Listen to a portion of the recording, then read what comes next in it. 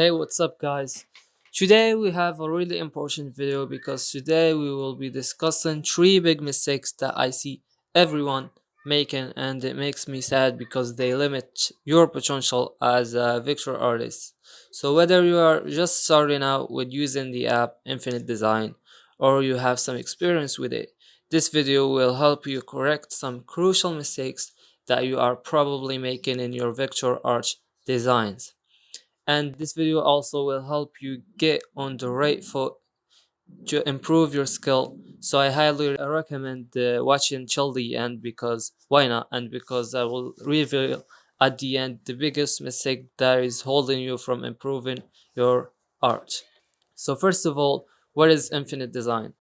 So Infinite Design is an Android and iOS app that helps you make some cool vector art design, and it is kind of similar to Adobe Illustrator, but it takes just some bit of its features and enhances them to make them convenient for making the best vector art and vector tracing in mobile.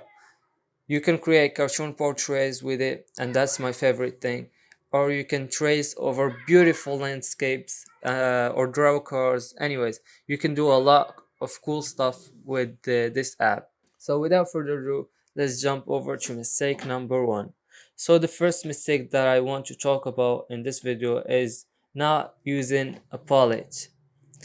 I mean a color palette. I don't know how to pronounce that. Google how to pronounce palette.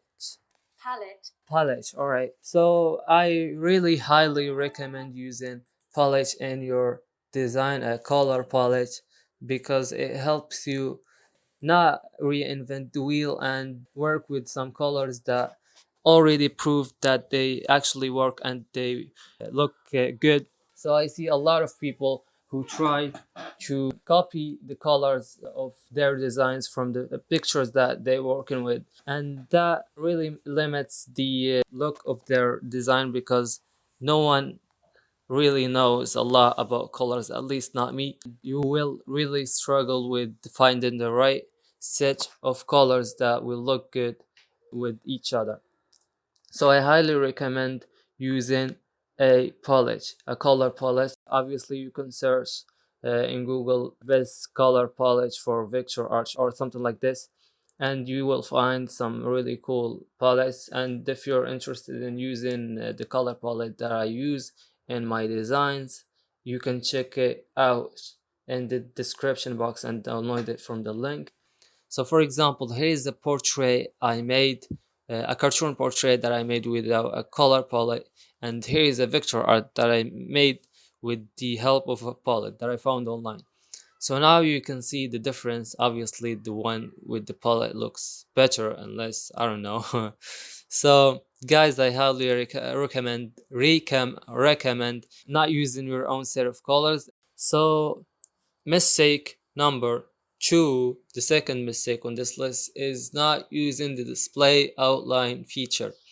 So if you didn't know, when the display outline is on, you can see the outline of your shapes.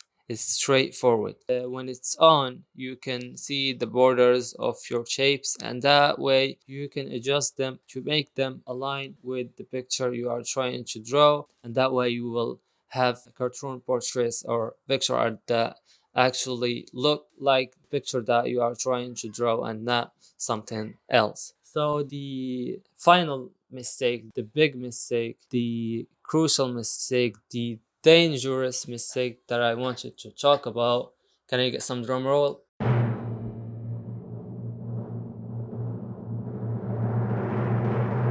Mistake number three is drawing with your fingers. Whoa. I mean, what the fuck are you talking about, man? I'm using phone. How am I supposed to draw with no fingers? Well, that's not the point. So what I'm suggesting is that you start using the pen tool instead of drawing using the lazy tool, you lazy fuck. The pen tool helps you be concise, just like Grammarly. I mean, it increases your accuracy when tracing over pictures. And the nice thing is that you don't need to keep clicking and do again and again. When using the pen tool, you can just adjust the anchor point just like you do in any other program like Photoshop or Illustrator.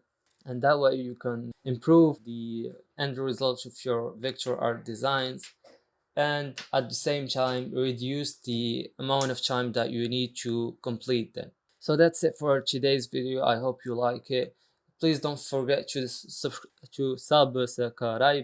subscribe because I will be posting some really cool tutorials very soon, and I don't want you to miss them. And also please hit the like button because that will help a lot with algorithms. Alright, see you next time.